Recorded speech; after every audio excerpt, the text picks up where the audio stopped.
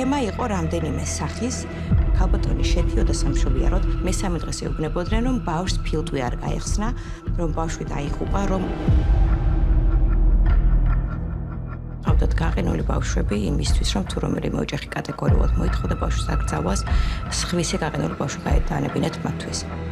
დანაშაული, რომელიც შოქში ჩავაგდებთ, ჩვილებით ვაჭრობის მასშტაბური სქემა გაშიფრულია. აღმოჩნდა, რომ საბჭოთა პერიოდიდან 2005 წლამდე საქართველოში 100,000-ზე მეტი ახალშობილის გაყიდვის ფაქტი ფიქსირდა. სამშობიარო საღამო საათებში ამიყვანა დედამ კვერნაკის ავადმყოფოში და მითხრეს, რომ ბავშვი დაიღუპაო. ადამიანმა მომწერა, ვისაც ჰქონდა სურვილი, რომ ეპოვა ბიოლოგიური ოჯახი.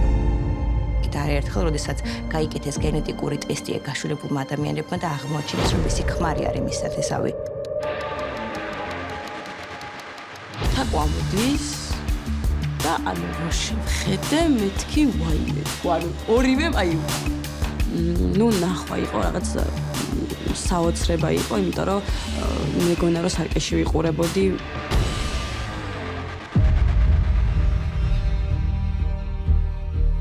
არის რაღაც გარკვეული მუქარები ჩემი და ჩემი ოჯახის მიმართ. და საუბარი არის 100,000-ზე მეტ ქალბატონზე, რომელსაც არ აქვს რეალურად პასუხი. სად არის მისი შვილი?